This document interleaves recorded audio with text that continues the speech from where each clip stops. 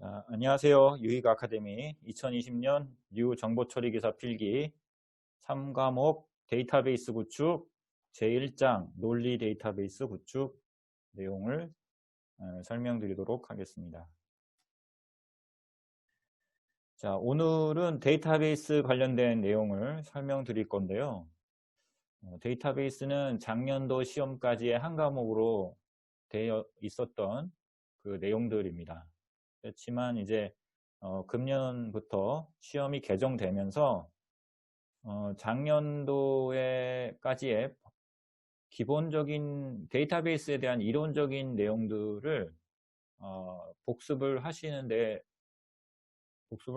뭐 도움은 되실 수 있지만 금년도에 개정된 또 취지에 맞게 실무 중심으로 또 개편돼 있어요. 그래서 작년까지의 시험은 데이터베이스, 그 다음에 DBMS 그런 것들에 대한 기본적인 지식, 이론적인 지식에 대해서 알고 있나에 대한 시험을 보셨다 그런다면 금년도에는 잘 아시다시피 NCS 기반으로 해서 실무 중심으로 개편됐어요. 그래서 내용 자체가 실제 수업 정보 시스템을 구축한다는 가정하에 정보 시스템, IT 업체에서 또는 기업체에서 정보 시스템을 구축할 때에 필요로 하는 데이터베이스를 구축하는 또 데이터베이스를 설계하는 논리 데이터베이스를 설계하고 또 물리 데이터베이스를 설계하고 그 다음에 그다음에 뭐 서버 구축하는 그런 것까지 그리고 또 이제 개발자 입장에서 SQL문을 어떻게 쓸 것인지 또 DBA나 데이터베이스 관리자 입장에서 어떻게 하면 데이터베이스를 정보 시스템 구축에 맞게 어떤 어플리케이션에 맞게 데이터베이스를 어떻게 설계할 것인가 또 SQL문을 어떻게 사용해서 또 코딩을 할 때 또 쿼리문을 어떻게 작성할 것인가 또 데이터베이스에서 SQL문을 활용해서 어떻게 하면은 좀 더 효과적으로 또 생산성 있게 또 데이터를 처리할 수 있을 것인가에 대한 내용들이 주축을 이루고 있습니다. 그렇기 때문에 실제 실무에서 하는 그 데이터베이스를 다루는 여러 가지 그 일들에 대해서 다 그 내용으로 포함하고 있기 때문에 그 실무 업무를 해보신 분들은 이해가 아주 굉장히 빠를 수 있지만 또 그 전체적인 내용을 이론적으로만 알고 있는 분들은 조금 요번 이 데이터베이스 수업 시간을 통해서 좀 더 데이터베이스는 어떻게 실제 설계하는 사람이 따로 있고 또 데이터베이스 구축하고 난 다음에 실제 쿼리를 통해서 또 일반 사용자가 데이터베이스에 데이터를 조회하거나 할 수도 있거든요. 그러니까 사용자가 되게 다양해요. 데이터베이스는. 실제 구축하는 사람 따로 있을 수 있고 또 개발자가 쿼리문을 작성해서 데이터를 처리하는 처리 구문을 만드는 그런 사람이 또 있을 수 있고 개발자가 있을 수 있고 또 그 다음에 DBA나 데이터베이스 어드미니스트레이터나 또는 데이터베이스 또 관리자라든가 이런 사람들은 또 운영하고 관리하고 데이터가 뭐 또 오래 쌓이면 또 뭐 파티셔닝도 하고 또 테이블 스페이스도 조정하고 이런 어떤 물리적인 데이터베이스에 대한 설계뿐만 아니라 메인터넌스 하는 것까지 이런 것들을 하는 사람들이 되게 다양한 사람들이 많단 말이에요. 그래서 그런 되게 다양한 사람들이 하는 일들에 대해서 이 수업 시간에 이제 배우도록 하겠습니다.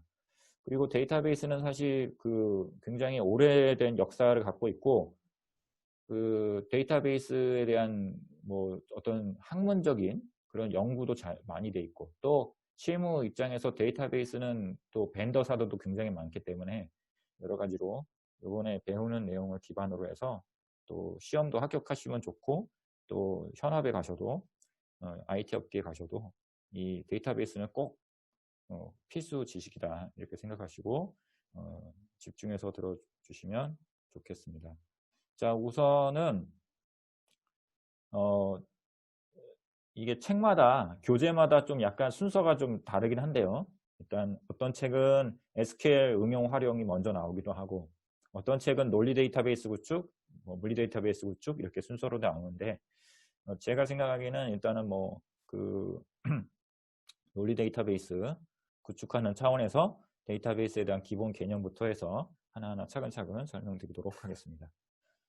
자, 일단 데이터베이스라는 것이 이제 무엇이냐라고 했을 때에는 데이터를 모아놓은 어떤 베이스, 그러니까 밑에 어떤 시스템을 구축하거나 데이터를 처리하는 데 있어서의 기본적인 어떤 풀, 데이터의 풀이다. 이렇게 생각하면 되는 거죠. 그래서 데이터베이스를 그릴 때, 그림으로 그릴 때 어떻게 그려요? 보통 이렇게 이런 식으로 해서 이렇게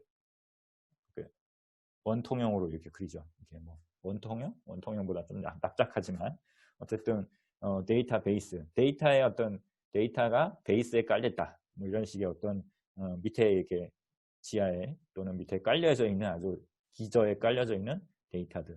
그러니까 데이터를 이렇게 어떤 설명대로 보면 특정 조직의 업무를 수행하는 데 있어서 필요한 상호 관련된 데이터들의 모임이다 라고 볼 수 있습니다. 그러니까 데이터들의 집합체다 이렇게 생각하시면 되겠습니다. 그래서 데이터베이스의 특징은 우리가 이제 한 4가지로 볼 수 있는데요. 이 통합된 데이터, 저장된 데이터, 운영 데이터, 공용 데이터 이렇게 볼 수 있어요. 그래서 일단 혹시 시험에 나오면 아주 기초적인 시험인데 데이터베이스 특징 4가지가 아닌 것은 뭐 이런 시험 문제가 있을 수 있어요. 그래서 뭐 앞자만 따서 통, 저, 운, 공 이렇게 외우기도 했어요. 그래서 데이터베이스의 특징 4가지는 뭐다? 통, 저, 운, 공. 그래서 통, 저, 운, 공. 그래서 이 앞자만 외우면 또 잊어버리시면 안 되고 통합된 데이터다. 그래서 통합됐다는 얘기는 데이터가 중복을 최소화했다 이런 뜻이에요. 그러니까 인터그레이트 됐다는 거는 중복된 거를 막 이합집산됐다 이런 뜻이 아니라 같은 게 있으면 중복된 거는 제외시키고 유일한 데이터들로만 이렇게 같이 모아놨다 이런 뜻이죠. 그 다음에 저장된 데이터라는 거는 스토어드, 그러니까 데이터들을 저장을 해놨다. 그러니까 저장 매체에다가 저장해놨다. 그런 뜻이에요. 그래서 데이터베이스라는 거는 그냥 그냥 어디다, 이게 뭐 공중에다 모아놓는 건 아니죠. 저장 매체에 모아놨다. 저장됐다. 이게 중요한 컨셉이고요. 그 다음에 통합된 데이터는 중복이 최소화됐다. 이런 게 이제 키포인트, 키워드고, 그 다음에 운영 데이터다라는 거는 조직의 고유한 업무를 수행하는 데 있어서 존재 가치가 확실하고 없어서는 안 될 반드시 필요한 어떤 실제 오퍼레이팅 되는, 실제 실행되고 있는, 실제 사용되고 있는 그런 중요한 자료다. 꼭 필요한 자료다. 그런 얘기죠. 고유한 업무를 수행하는데 꼭 필요한 자료다. 그런 게 운영 데이터 뜻이고, 공용 데이터라는 거는 이제 쉐어도 됐다. 공동으로 사용자들이나 소유하고 유지할 수 있다. 공용, 서로 같이 사용할 수 있다. 그래서 데이터베이스의 특징은 이제 통저, 운공, 통합되고 저장돼 있고 운영된 데이터고, 그 다음에 공용, 쉐어링 할 수 있는 데이터다. 이런 게 이제 데이터베이스 특징이고요. 그 다음에 이제 데이터베이스를 관리하는 시스템, 그래서 데이터베이스 관리 시스템에서 DBMS. DBMS는 이제 어떤 거냐면 데이터베이스를 실제적으로 활용할 수 있게 해주는 그런 소프트웨어라고 할 수 있죠. 그래서 사용자와 데이터베이스 사이에 사용자 요구에 따라서 정보를 생성해 주기도 하고 DB를 관리해주는 소프트웨어다. 이런 뜻이죠. 그 다음에 기존의 파일 시스템이 갖는 데이터의 종속성과 중복성의 문제를 해결해주는, 뭐라고요? 정속성과 중복성의 문제를 해결해준다. 이 파일 시스템은 여러분들 PC에 파일을 저장할 때 어떻게 저장해요?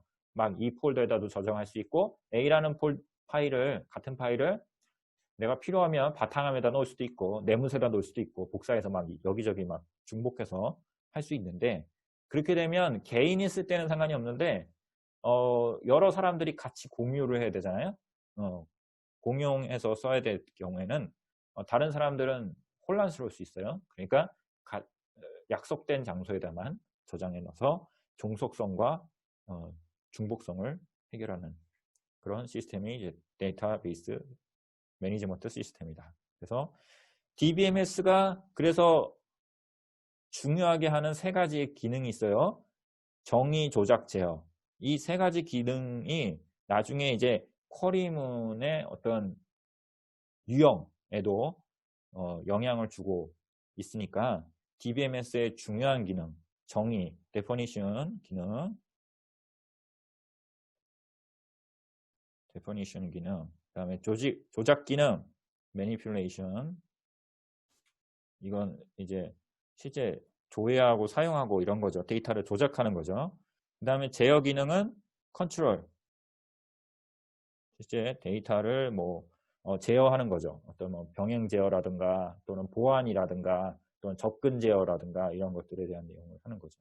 그래서 정의 기능은 실제 데이터베이스가 또 중요한 특징은 또 뭐냐면 실제 데이터베이스를 설계하고 이렇게 정의할 수 있다는 거예요. 데이터베이스를 어떻게 할 수 있다? 데이터 구조를 설계할 수 있다. 정의를 해줄 수 있다. 그래서 데이터형과 데이터 구조에 대한 정의, 이용 방식, 그다음에 제약 조건 이런 것들을 어떻게 한다? 명세할 수 있다. 정의할 수 있다. 그 다음에 조작 기능은 데이터의 검색, 갱신, 삽입. 우리가 보통 select, insert, update, delete 이런 것들을 다 할 수 있다라는 거죠. 그 다음에 이제 제어 기능은 데이터 무결성에서 제어, 보안, 권한 검사 이런 것을 제어하는 이런 일들을 그러니까 하는 또는 뭐 접근 제어, 병행 제어 이런 것들에 대한 제어 기능을 하는다. 그래서 중요한 세 가지 기능, 정의, 조작, 제어 기능을 가지고 있습니다. 다음으로 넘어가서 DBMS의 장단점. DBMS의 장단점은 한번 읽어보시는데요. 장점을 보면은 데이터를 데이터베이스에다가 관리를 하면서 DBMS가 어떤 소프트웨어가 아까 정의, 조작, 제어의 그런 기능들을 하게 되면 어떤 장점이 생기냐면 데이터의 논리적인, 물리적인 독립성을 보장을 한다. 그래서 독립성이라는 거는 뭐냐면 데이터베이스와 그거를 사용하는 소프트웨어. 그러니까 대부분 보면 우리가 시스템을 설계한다고 했을 때는 대부분 밑에 데이터베이스를 밑에다 깔고 갑니다. 이렇게 DB 데이터를 깔고 가고 그 위에다가 이제 뭘 설치를 해요? 그 위에다가 보통 미들웨어 소프트웨어를 설치하죠. 그래서 미들웨어 소프트웨어라는 거는 대부분 이제 통신이나 어떤 접근 제어라든가 또는 뭐 세션 관리라든가 또는 뭐 어플리케이션을 여기다 담아서 관리할 수 있는. 그러니까 미들웨어라는 거는 여기다가 실제 이제 사실 여기 위에다가 이제 어플리케이션을 위에다가 이렇게 설치를 하죠. 그래서 여기에 같이 이렇게 통신을 하는데 이런 때 요 데이터베이스가 그 밑에 위치한다. 이렇게 해서 한다는 얘기는 무슨 얘기냐면 이것도 일종의 소프트웨어죠. 그리고 이제 여기에 위에서 다양한 뭐가 존재하겠어요? 다양한 사용자 소프트웨어, 사용자 어플리케이션들이 있을 수 있죠. 여기에 애플리케이션은 서비스하는 어플리케이션이라고 보시면 되고요. 여기는 이제 서비스를 받는 클라이언트 소프트웨어라고 할 수 있습니다. 그래서 여기서 이렇게 또 데이터를 요청하고 받고 할 수 있죠. 그러면 이런 어떤 설계를 한다는 얘기는 레이어드 계층으로 이렇게 설계를 하거든요. 그러면 이제 데이터베이스가 존재하는 위치가 여기에 하고 여기 어플리케이션하고가 같이 묶여 있지가 않아요. 이렇게 어떻게 독립적이다 이렇게 분리되어 있다 계층으로. 그래서 이 DBMS와 DBMS가 이렇게 여기에 별도의 소프트웨어로 또 이렇게 이 데이터베이스를 감싸 안으면서 관리를 하게 되죠. 그럼으로써 위에 있는 어플리케이션, 서비스하는 어플리케이션이라든가 사용자가 쓰는 클라이언트 어플리케이션들하고 독립적으로 분리되게 해줘요. 그래서 위에 어플리케이션이 수정되거나 또는 변경되거나 하더라도 DB 자체의 변경이 일어나지 않도록 할 수 있는 거죠. 네, 그래서 논리적으로 또는 물리적으로 독립성을 유지할 수 있다라는 뜻이고요. 그 다음에 데이터의 중복을 회피할 수 있다. 기억 공간의 전략이다. 그렇죠? 아까 데이터베이스의 특징 중에 하나가 뭐였었죠? 통합됐다. 통합됐다는 얘기는 중복되지 않은 데이터를 관리한다. 이런 뜻이에요. 그래서 기억 공간을 전략할 수 있고, 그 다음에 저장된 자료를 공동으로 이용할 수 있다. 아까 통전공 했잖아요. 그렇죠? 저장된 데이터를 공동으로 이용할 수 있고, 그 다음에 이제 무결성을 유지할 수 있고 일관성을 유지할 수 있어요. 데이터베이스의 일관성과 무결성이 굉장히 중요한데, 왜냐하면은 이 어플리케이션을 쓰는 사용자가 되게 다양하거든요. 사용자가 여러 명이에요. 한 사람이 아니라. 그래서 여러 사람이 동시에 데이터를 인서트하기도 하고 업데이트 치기도 하고 또는 셀렉트하기도 하기 때문에 여기에 있는 데이터들의 이 사용자들이 액세스하면서 데이터의 어떤 일관성과 무결성, 데이터의 변형이 없어야 되는 거죠. 그런 무결성과 일관성 이런 것들이 중요하고요. 보안 유지. 근데 아까도 얘기했지만 이렇게 레이어드하게 이렇게 계층으로 이렇게 설계가 된다는 얘기는 데이터베이스를 어떤 이렇게 통합해서 DBMS를 관리한다는 얘기는 보안상으로 이렇게 보호해주는 역할도 하는 거예요. 그 다음에 마찬가지로 또 표준화 기능도 해주고요. 통합 관리, 그 다음에 최신의 데이터를 유지할 수 있고, 그 다음에 실시간 처리도 가능하게 됩니다. 뭐 단점이라고 한다면 뭐 이제 DB 전문가가 부족하다. 뭐 요즘 뭐 DB 전문가가 많죠. 사실 단점이라기보다는 아무래도 이런 어떤 전용 시스템이 존재하게 되면 그걸 관리하는 사람, 또 운영하는 사람, 이런 사람들이 필요하다. 그런 뜻인 거죠. 그 다음에 전산화 비용이 증가되죠. 당연히 뭐 데이터베이스 관리하면 그 물리적인 서버가 있어야 되고요. 또 관련 소프트웨어도 있어야 돼요. 이게 굉장히 비용이 비쌉니다. 그 다음에 이제 비싸다는 얘기가 얼마냐면요. 보통 최소 5천만 원 이상이에요. 그러니까 뭐 어떤 거는 그 시스템의 사양에 따라선 뭐 1억이 넘는 경우도 있어요. DBMS 이렇게 DB 서버를 이렇게 구축하는 데 있어서 비용이 뭐 5천만 원이 작은 돈은 아니잖아요. 그죠? 개인이 생각했을 때는 큰 돈이죠. 자, 그 다음에 이제 전산화 비용이 크고 비용이 증가하고, 그 다음에 대용량의 디스크로서 집중적인 접근으로 과부하가 발생될 수 있습니다. 당연히 접속자가 많아질 수도 있고요. 여러 사람이 공통된 공용의 어떤 자원을 활용하는 거기 때문에 부하가 있을 수 있고, 그 다음에 백업과 리커버리가 좀 어려울 수 있어요. 데이터가 만약에 유실되거나 이게 다 물리적인 그런 공간에 저장하는 거기 때문에 물리적인 공간은 다 파괴될 수 있어요. 망가질 수 있고 그래서 고쳐야 되는 거 또 백업하거나 백업을 해놔야죠. 그렇죠? 그리고 이제 리커버리라는 거는 복원하는 것이 또 어려울 수 있어요. 뭐 시스템이 당연히 뭐 복잡하죠. 단순하지는 않습니다. 그런 단점이 좀 있다는 거고요. 자, 그 다음에 이제 우리가 지금 우리가 배우는 모든 데이터베이스의 기본 우리가 배우는 데이터베이스의 유형, 데이터베이스에 대한 이론, 그 다음에 DBMS의 종류, 뭐 여러 가지 것들을 생각해 봤을 때 현재 실무에서 현장, 지금 당장 취업하시거나 IT 쪽에서나 또는 데이터베이스 관련된 일을 하신다 그러면 제일 많이 쓰는 게 관계형 데이터베이스예요. 릴레이션 데이터베이스죠.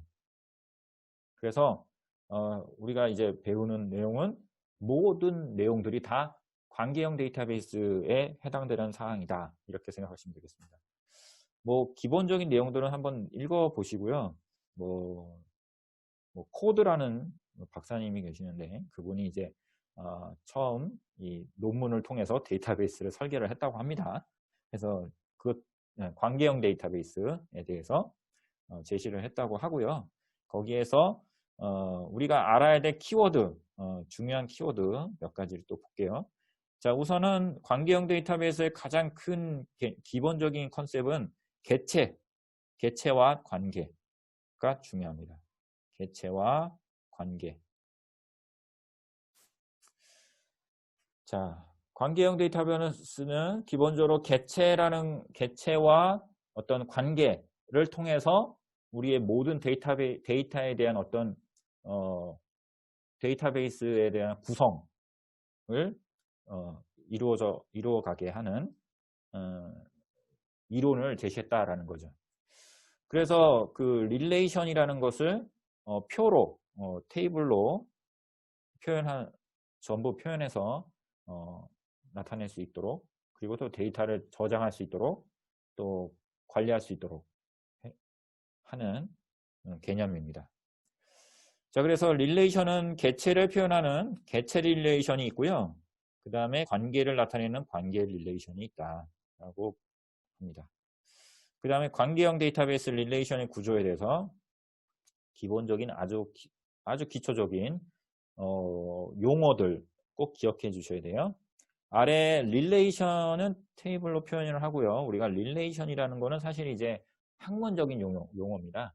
그 논문에 코드라는 박사님이 논문에 쓴 내용의 릴레이션이라는 개념이 있는 거고, 그거를 우리가 실제로 이제 실무에서는 테이블로 설계한다 이거죠. 표로. 그래서 이 표를 우리는 릴레이션이라고, 테이블이라고도 하고, 이론적으로는 릴레이션이다 이렇게 얘기를 합니다. 자, 그 다음에 이 표에서 각각의 개념들을 보세요. 자, 이 테이블이 어떤 테이블이냐면 학생에 대한 테이블이에요. 학생. 그렇죠? 학생에 대한 정보들이 있는 학생 테이블인데, 학생에서 학번, 이름, 학년, 신장, 학과 이런 항목들 있죠? 이 항목들을 우리가 속성이라고 합니다. 속성. 그러니까 학생 테이블이 갖고 있는 속성들. 우리가 학생부. 우리 뭐 학생부라고 할까요? 학생이 출석부 또는 뭐 학생부에서 우리가 정보가 있다 그러면 그 학생부가 갖고 있는 정보들의 기본적인 attribution, 영어로는 이제 attribution이라고 하고요. 애트리뷰트 속성을 학생부의 속성에는 뭐가 있냐면 학번이 있고, 그 다음에 이름이 있고, 학년이 있고, 그렇다는 거죠. 이렇게 속성. 자, 그래서 이제 그 속성들이 있고요. 그 속성들이 갖고 있는 어떤 특성들 또는 바운더리 또는 범위, 이런 거를 우리가 도메인이라고 합니다. 도메인. 그래서 학년의 도메인은 뭘로 이루어지는 거예요? 학년의 값으로. 1학년, 2학년, 3학년, 4학년 이렇게 학년이라는 범위가 있잖아요.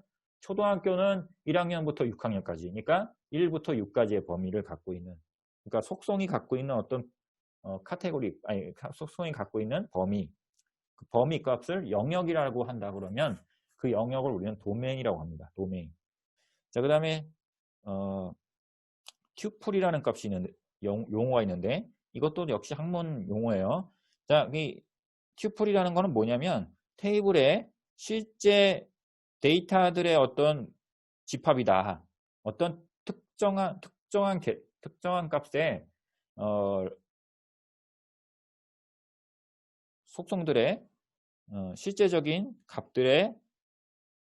데이터들의 집합이다 라고 볼 수 있어요. 묶음이다. 그래서 이 튜플들이 테이블에는 여러 개가 이렇게 쌓이는 거죠. 그죠? 그리고 이 각각의 이 실제 값들의 집합들을 우리가 각각 것들을 우리가 요거를 릴레이션 인스턴스라고 합니다. 그래서 튜플이라는 것과 릴레이션 인스턴스는 사실 같은 말이에요. 근데 이제 튜플은 이제 어떤 우리가 이걸 행렬이라고 본다 그러면 테이블의 행에 해당되는 값들을 튜플이라고 부르고, 그 다음에 실제 그 데이터들, 거기에 이제 실제 값들이 들어가잖아요. 뭐 홍길동이는 학번이 89001이고 신장이 170이고 학과는 CD고 이런 값들을 모아 놓잖아요. 그러면 그것을 우리는 그런 것들이 쌓이면 이런 실제 값들을 우리는 릴레이션 그 테이블의 인스턴스다. 인스턴스라는 건 뭐예요? 어떤 그 객체 지향에서도 나오는 용어인데 실제 어떤 객체를 생성해서 실제 들어가는 실제 값을 인스턴스라고 합니다.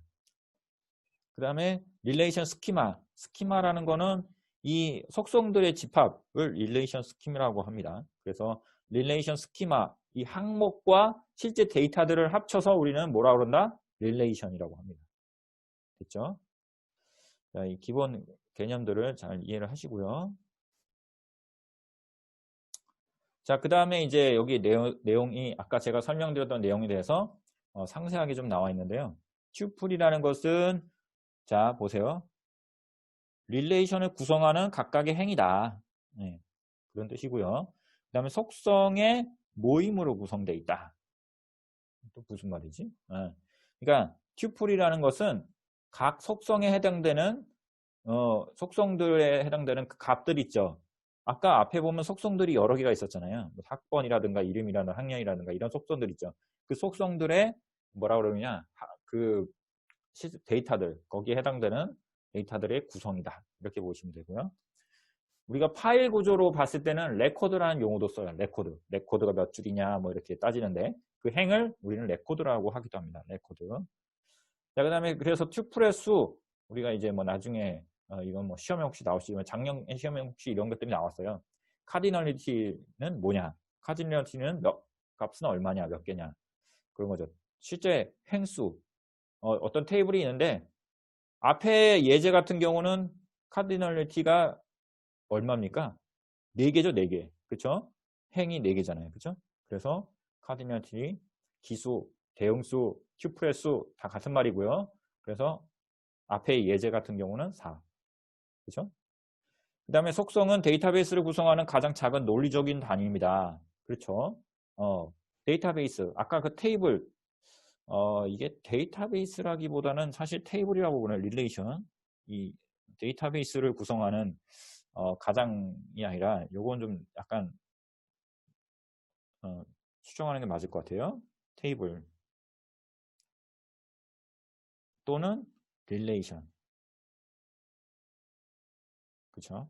릴레이션의 가장 작은 논리적인 단위는 뭐라고 그런다? 속성이라고 볼 수 있죠.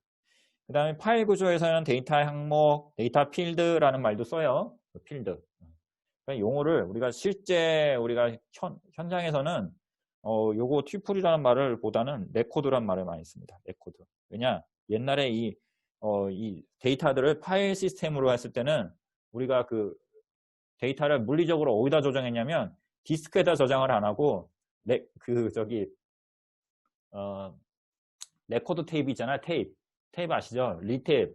옛날 요즘 테이프 안 쓰실지 잘 모르겠지만 테이프에다가 이렇게 음악도 녹음하고 했었잖아요. 그래서 그 테이프를 그 음악 녹음하는 데만 쓴 게 아니라 실제 컴퓨터 데이터를 저장할 때 릴테이프라고 그래가지고 이 테이프 이렇게 둥그런 원판 안에다가 이렇게 테이프를 막 이렇게 감은 그 릴 같은 걸로 이렇게 감아서 그거를 장착을 해가지고 거기다가 대용량 데이터를 저장했던 시절이 있다고 합니다.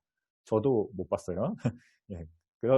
그랬을 때 그 릴 테이프의 그 어떤 쭉 그 데이터 그 어떤 시리얼한 데이터의 그 어떤 구간 정보들의 구간들 그것들을 레코드라고 했어요. 레코드. 왜냐하면 레코드를 기록하는 거잖아요. 그죠?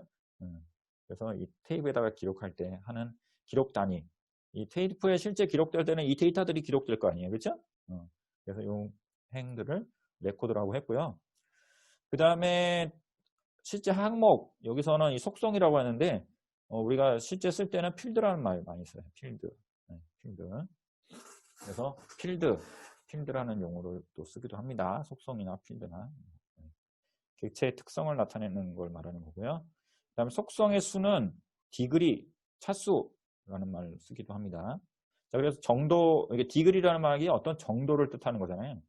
그래서 어떤 릴레이션의 정도라는 것은 속성의 개수라는 거는 뭐냐면 결국에는 거기에 릴레이션에 포함되어 있는 정도를 말하는 거죠. 차수. 개수를 말하는 겁니다. 그래서 속성의 수는 디그리라고 그러고 차수라고 그러고 앞에 예제 같은 경우는 속성의 수가 몇 개죠? 5개. 예, 앞에 예제는 봤을 때는 디그리가 5개. 자, 도메인이라는 용어가 나오는데 도메인은 하나의 속성이 취할 수 있는 취할 수 있는 같은 타입의 원자들의 집합이다. 이렇게 돼 있어요. 그래서 어떤 속성에 들어있는 필드 값 안에 들어있는 실제 데이터들의 집합, 집합들을 도메인이라고 합니다. 그래서 아까 앞에서 테이블에서 이 학년의 도메인은 요거에 이렇게 컬럼이라는 말도 씁니다. 필드라는 말도 쓰고 컬럼이라는 말도 씁니다. 그래서 속성은 실제 물리적인 데이터에서는 필드, 컬럼 뭐 이런 말로 써요. 그래서 컬럼의 집합이 바로 도메인이라고 할 수 있습니다. 자, 그 다음에 이제 그 도메인은 또 어떤 특성이 있냐면 실제 어트리뷰트 값이 속성 값이 그 값의 적합성 여부를 따질 때도 써요. 시스템이 검사할 때. 자, 아까 범위라는 얘기를 했어요. 도메인이 영역이에요. 영역. 그 학년이 갖고 있는 영역이 있는 거예요. 그래서 얘가 학년의 값으로 그 속성이 학년의 값으로 적절한지를 판단할 때는 여기에 들어가는 값을 판단할 때 우리가 뭘로 판단할 수 있어요? 이게 이제 사실 이 테이블이 초등학생들에 대한 데이터라고 한다면 초등학생은 1학년부터 6학년까지 있기 때문에 여기에 학년의 도메인은 실제 데이터 값은 1부터 6까지의 값밖에 들어갈 수가 없어요. 만약에 0이 들어가거나 또는 7이 들어가거나 그러면 안 돼요. 7학년은 있을 수 없잖아요. 그죠? 그러니까 도메인이라는 거는 결국 그 값의 어떤 영역에 그 속성 값에 들어갈 수 있는 데이터가 적절한지 그 적합성을 따질 수 있는데 검사할 때 이용을 합니다. 자, 릴레이션의 특성은 보시면 한 릴레이는 똑같은 튜플이 포함될 수 없다. 그러니까 중복된 값들은 의미가 없는 거죠. 튜플에. 그래서 튜플의 값들은 모두 상이하다. 우리나라 말 한자 쓰니까 어렵죠? 유니크하다. 이렇게 하면 이해가 더 빠르겠죠? 유니크하다. 튜플의 값들은 다 독자적, 독립, 다 다르다. 다 틀리다. 유니크하다. 같은 값이 없는 거예요. 튜플 값은. 그 다음에 튜플 사이에는 순서가 없다. 자, 우리 기본적으로 학번으로 정렬은 할 수 있지만 여기에 데이터 쌓이는 거는 그냥 실시간으로 저장되는 인서트 될 때마다 쌓이는 거예요. 그러니까 이 순서가 없어요. 순서가 무의미합니다. 튜플 사이의 순서는 무의미하다. 순서가 없다. 이거 시험에 나올 수 있어요. 이런 거. 이거 릴레이션 특징 중요합니다. 튜플은 각각의 값들은 다 유니크, 상이하고 그 다음에 순서가 없습니다. 순서가 없어요. 그 다음에 속성들 간의 순서는 중요하지 않다. 그 다음에 유일한 식별을 위해 속성의 명칭은 유일해야 되지만 속성의 구성하는 값은 동일한 값이 있을 수 있다. 이게 무슨 말이에요? 그러니까 예를 들어서 이 뭐 학년이라는 거와 예를 들어서 신장이라는 게 있죠. 신장이라는 거와 여기다가 생뚱맞게 좀 이렇게 신장이나 키나 똑같은 뜻이긴 한데 뭐 예를 든 거예요. 그러니까 신장이나 키라는 것이 다른 속성으로 의미하는 것일 수 있지만 예를 들어서 신장이 키가 아니라요. 제가 예를 다시 들어볼게요. 신장과 뭐가 있습니까? 체중이 있을 수 있어요. 체중. 예. 체중을 항목을 넣어볼게요. 그러면 체중이 예를 들어서 키가 174인데 키가 160이에요. 키가 좀 더 작게 해볼까요? 키가 뭐 160, 그럴 수는 없는데 키가 160인데 체중도 160이야. 뭐 설마 이런 사람이 있을 수 있겠지만 설마 거의 없다고 생각할 수 있겠지만 어쨌든 그렇게 어떤 다른 항목이지만 값은 같을 수 있다. 속성이 다른 거기 때문에 두 개 간에 같은 값이 있어도 크게 문제가 되진 않아요. 자, 그 다음에 속성의 값은 논리적으로 더 이상 쪼갤 수 없는 원적값만 가진 겁니다.